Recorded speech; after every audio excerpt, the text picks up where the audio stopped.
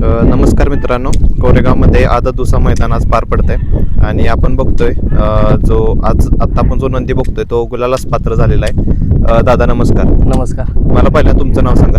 अतुल मधने, नागेवाडी. नागेवाडीमधून आला. सांगा की आजचं मैदान कसं झालं, मैदानाबद्दल काय सांगाल? आजच्या मैदान काय नाही, रितसर झालं. मैदान व्यवस्थित आहे, फाट्या बिट्या चांगले आहेत, पुढं थांबायला जागा आहे व्यवस्थित. वासराचं नाव काय म्हटलं? शिव. हा, नाव कधी ठेवलेलं त्याचं? तिकडून घेतलेलं त्यावेळेस. हा.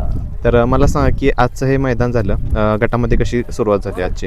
गटामध्ये चांगली गाडी पळाली. दोन टांग्यानं गाडी लागल्या गटाला अंतर देऊन. सेमीला पण चांगली पळाली. कोणत्या गटात होती गाडी? 9 नंबरमध्ये पळली होती गाडी. 9 नंबरमध्ये. हा. आणि सेमीमध्ये? सेमी 1 नंबर सेमीत पळली गाडी. 1 नंबर सेमीत पळाली. आजचं नियोजन कोणाबरोबर होतं? आजचा निगडीचा पक्षा. निगडीचा पक्षा. कसं नियोजन झालेलं संपूर्ण? आधी कधी पळालेली गाडी एक साथ? नाही, पहिल्यांदाच नियोजन झालं. मग काय रिस्क वाटत होती का? म्हणजे पक्षाबरोबर पाहिला. पक्षाला कुठल्या मैदानात बघितलं तुम्ही पळताना? आम्ही ह्याच्यात बघितलं, नागठाण्यात बघितला होता. नागठाण्यात पळला होता. सेमीला कडेने पळला होता. तेव्हा आम्ही विचार केला हा बैल घालायचा. तो बैल घालायचा. आपल्या वासराची खासियत काय? आणि ठाम पळते आणि वासराव गाडी असली की वासरू गाडी पास होऊन देत नाही. आता आपण ज्या मैदानात जो बैल पुरलाय त्या दिवशी गाडी वासरून पास करून दिलेली नाही. आता आपण बघतोय की बैलगाडी क्षेत्रात भरपूर नंदी येत चाललेत आणि कॉम्पिटिशन पण भरपूर वाढत चालले. ते कॉम्पिटिशन मध्ये टिकण्यासाठी तुमचे काय प्रयत्न चालू आहेत आता? नाही, आता आमचे प्रयत्न चालू आहेत. चांगली बैल घालून आपलं चर्चा द्यायचं चाललंय. त्याची प्रॅक्टिस कशी येतात तुम्ही? प्रॅक्टिस आपलं चालू होतं, रेग्युलर चालू होतं, कंटिन्यू 1-2 किलोमीटर चालू होतं रोज. आतापर्यंत किती मैदान केले तुम्ही? आतापर्यंत परवा दिवशी उंबरड्यात राहिलो होतो बोडूस पाटीला. बर. तेव्हा 4 नंबर झालता तिथं. परत अमरापूरला काल्याबाजा सुंदर त्या संघ पळून तेव्हा पण 5 नंबर झालता. 6 नंबर झालता. किती गुलाल झाले आतापर्यंत? वासराचं एक 4 ते 5 गुलाल झाले. वय किती वासराचं? 18 ते 19 महिन्याचा आहे वासरू. काय वाटतंय कोणागत पळ दिसतोय त्याचा? वासरू आता सध्याला तरी सरजागत आहे पळ. सरजगत पळतो.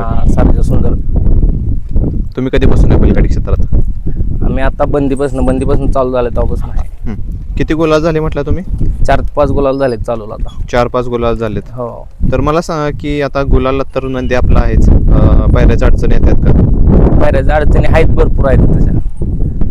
आता जसं गुलालात राहील तसं बऱ्यापैकी जरा अडचणी कमी येत आले. नाहीतर पहिले ह्याच्या आधी येत होत्या, गुलालात नव्हतं तेव्हा गडी निघत नव्हतं तेव्हा अडचणी भरपूर येत होत्या. आता नाही एवढं काय. गुलाल जेव्हापासून मिळायला लागलाय त्यापासून किती फरक पडलाय आपल्या म्हणजे पायऱ्याच्या अडचणीला? पायऱ्याच्या अडचणीला एक 50% तरी फरक पडलाय. 50% तरी पडलाय.